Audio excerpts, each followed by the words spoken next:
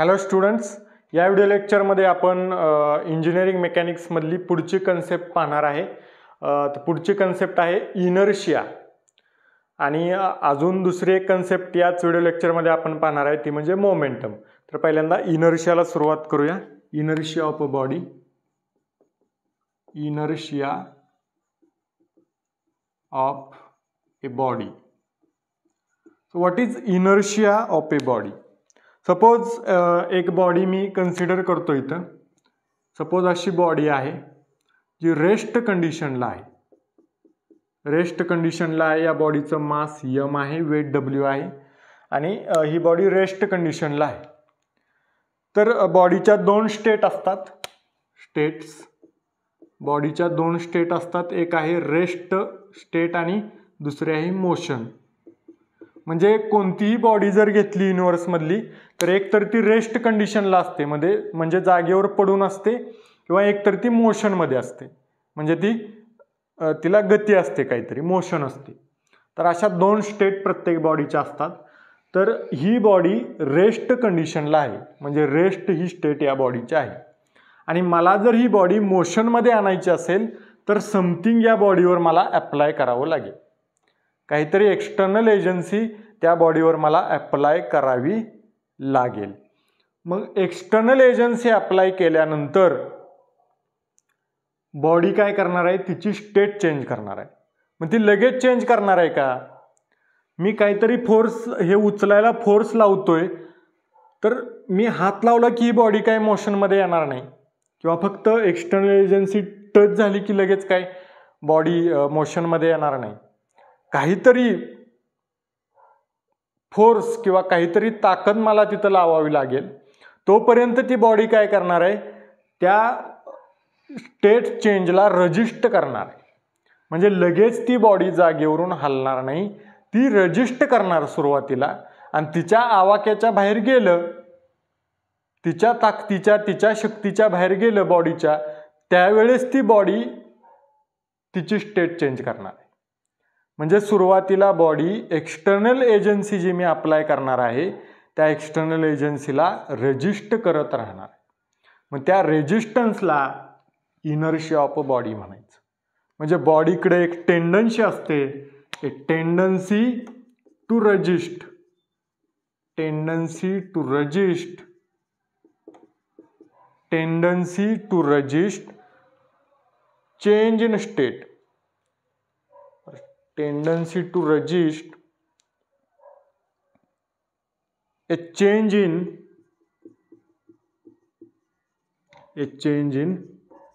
state of rest or motion. So this tendency of object or tendency of a body is called as inertia of a body. Concept बघा. या बॉडीला state change करण्यासाठी काहीतरी external force, external agency apply करावी लागणार आहे. पण external agency apply केल्यानंतर ही बॉडी लगेच स्वतःची स्टेट चेंज करणार नाही. ती सुरुवातीला रेजिस्ट करणार आहे. त्या रेजिस्टन्सलाच इनर्शिया ऑफ ए बॉडी म्हणायचं. मग आता इनर्शिया ऑफ अ बॉडी कशावर डिपेंड आहे? तर इनर्शिया ऑफ अ बॉडी या मासवर डिपेंड आहे. मास of a body. Mass of body. It depends on mass of body.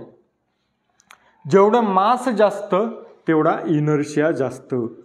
जेवढा मास जास्त तेवढंच इनर्शिया जास्त. कारण कसं आहे बघा.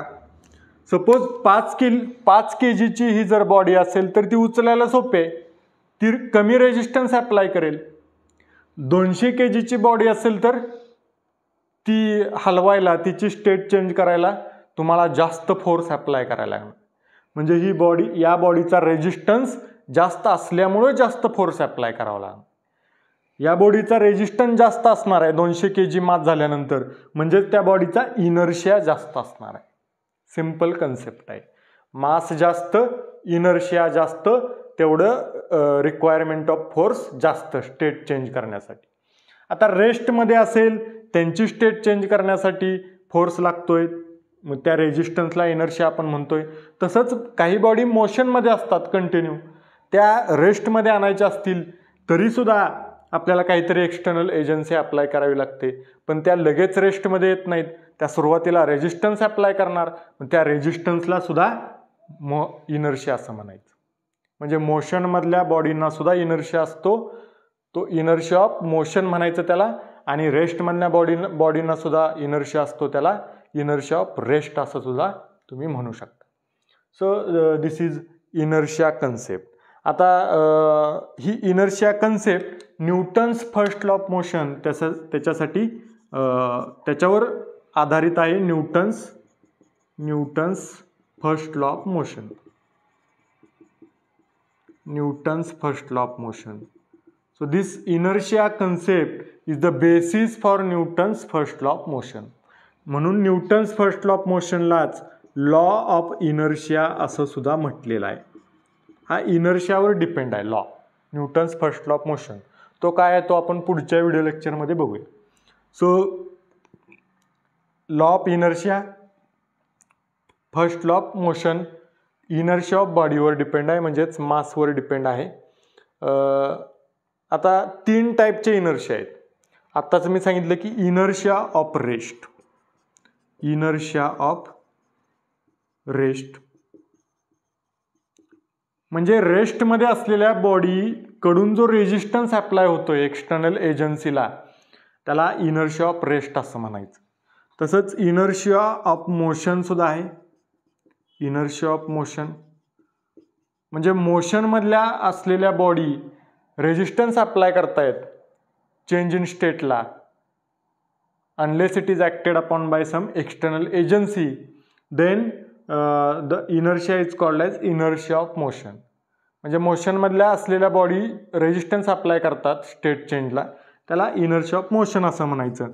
आणि इनर्शिया ऑफ डायरेक्शन हा तिसरा टाईप आहे. इनर्शिया ऑफ डायरेक्शन म्हणजे काही मोशनमधल्या बॉडींची डायरेक्शन चेंज करायची असेल तर त्यासाठी जो रेजिस्टन्स अप्लाय करते ती बॉडी, तिला म्हणायचं इनर्शिया ऑफ डायरेक्शन. तर अशा पद्धतीचे 3 इनर्शिया आहेत. आता पुढची कन्सेप्ट आहे momentum.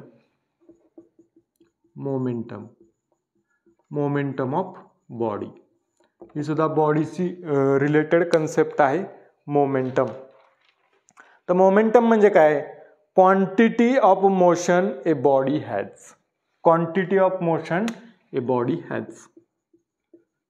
Quantity of motion a body has. Simple definition आहे, लगेच समजते. Quantity of motion a body has म्हणजे एखादी बॉडी मोशनमध्ये आहे. आता रेस्टमध्ये असलेल्या बॉडीला मोमेंटम नसणार आहे, कारण डेफिनेशन काय? Quantity of motion a body has म्हणजे रेस्टमधल्या बॉडीकडं मोशन आहे का? नाही, कारण ती रेस्टमध्ये आहे, त्यामुळे तिच्याकडं मोशन, त्या बॉडीला मोशन नसणार आहे. मोशन नाही म्हणजेच मोमेंटम 0. मोमेंटम फक्त कोणत्या बॉडीला असणार आहे? ज्या बॉडी मोशनमध्ये आहेत.